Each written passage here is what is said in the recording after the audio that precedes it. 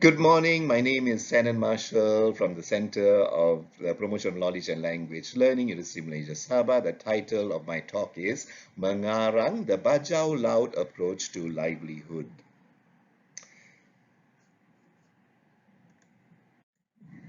Now, I'm going to divide my talk into three parts. The first part will be on tourism and the marine parks. The second part will be on the groups and how the Bajau Laut form groups for fishing.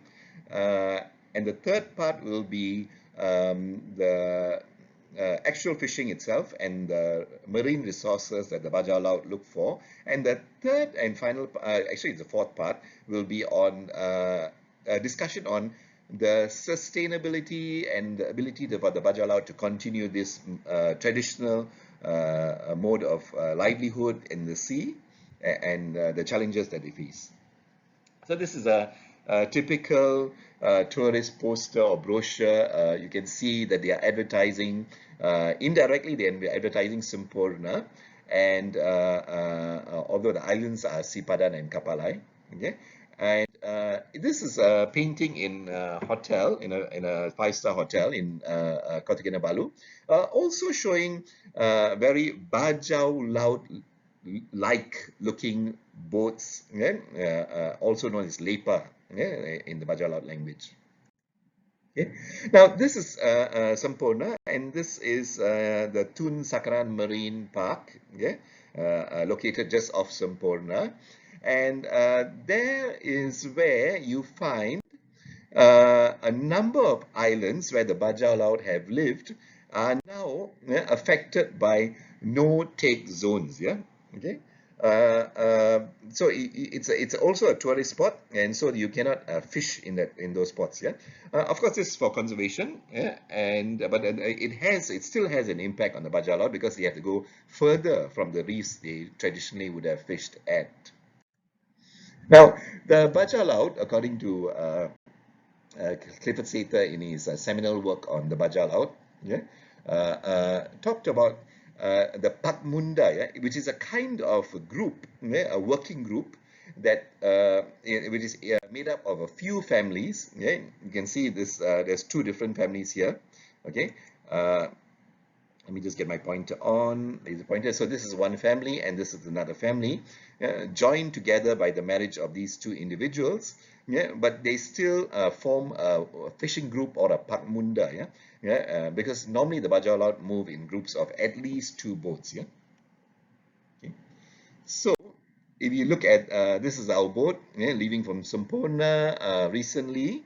It's got a single outboard engine, and it takes a while to get to their fishing grounds because now they have to go further away. They can go closer, but when they go closer, it is less. The marine resources are not as large as the ones they normally prefer. Okay, leaving Sempurna. Leaving Sempurna, water villages where Bajau Laut typically live. Okay. And this is the second boat. On this particular occasion, the second boat ran into trouble, and so we had to tow the boat with our boat. So we couldn't go to the distant reef. We had to go to a reef closer to Sempurna. This is what Mangarang looks like. It is snorkeling. At higher tides, it involves snorkeling, looking for marine resources. At lower tides, you can actually walk walk and look for marine resources. Okay. Of course, they use very sturdy shoes because in order not to be pierced when they start walking. Okay. This is an abalone. Okay. One of the things they look for, but they have all kinds of local names, but in Bajau for the marine resources that they fish, because obviously they've been doing it longer than we have been studying these marine resources. This, for example, is actually anemone, but they call it bobohan. Okay. This is a sea urchin already opened up, and this is what sea urchin, and you can eat it raw. but this is what they also look for. Okay.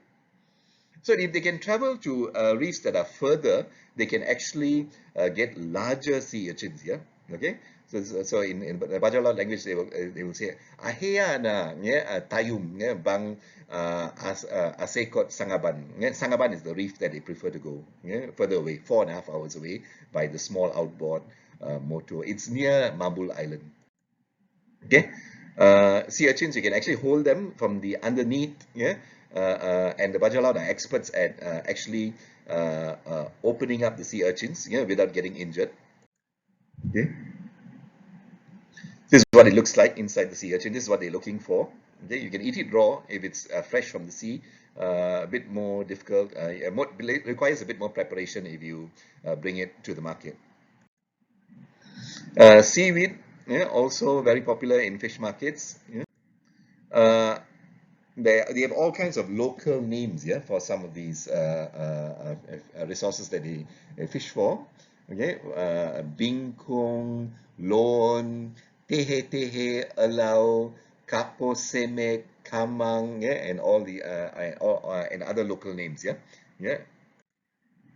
This is actually stonefish, lethal, apparently, according to them, if you step on it, but just like the sea urchin, you can handle it from the underside. Now, this brings us to the third and probably the final part of my presentation. Um, a very beautiful lifestyle, difficult lifestyle, no doubt, but this is what they've traditionally been involved in as Bajau Laut, or as the international name sometimes the people use as sea gypsies.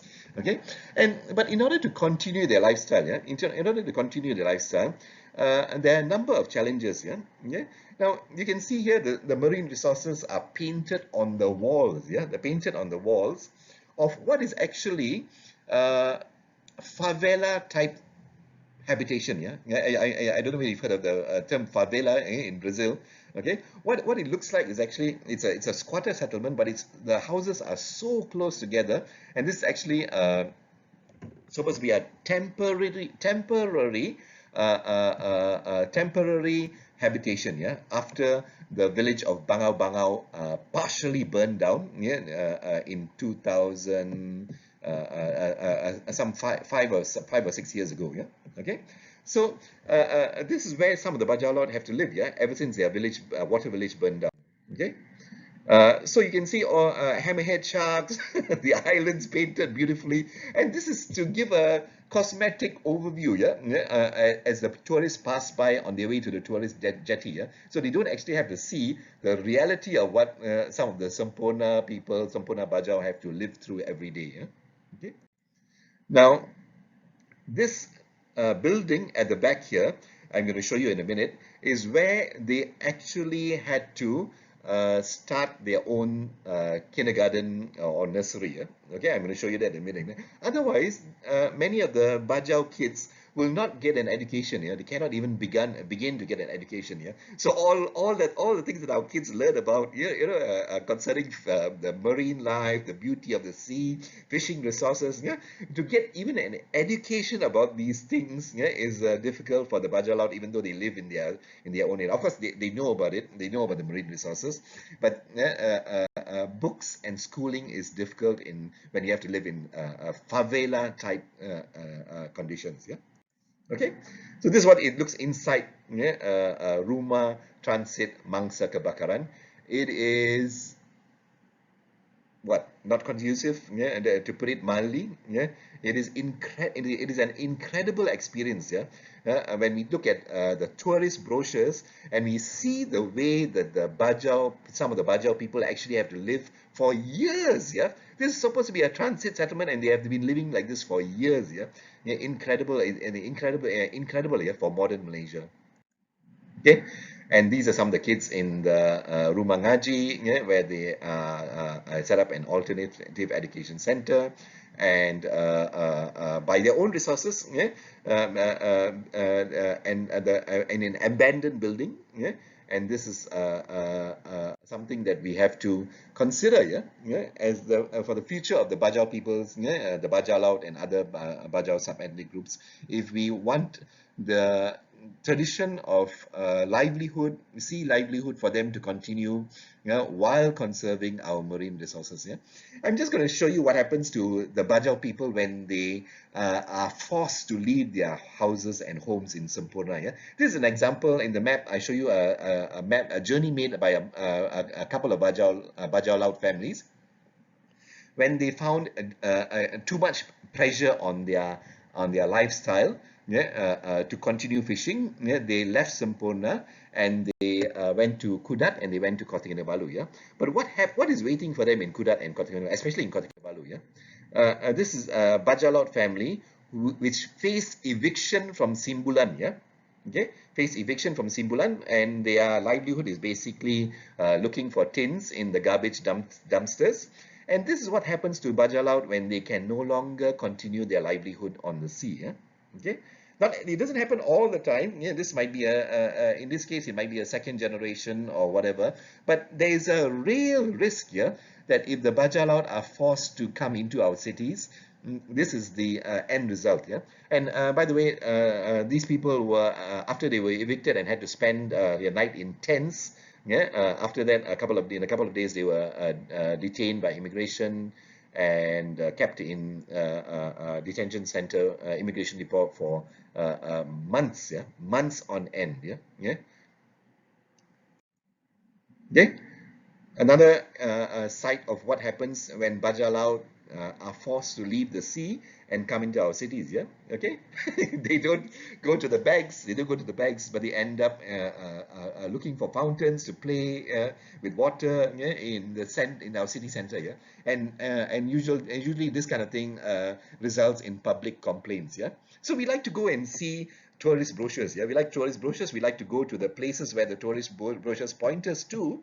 Okay, but when we actually have to deal with the Bajau Laut in our own cities because of the pressures that they face in Sempurna, okay, I don't think we are so welcoming in this situation. So thank you so much. I'll be taking questions, I guess, after this pre-recorded video of my presentation.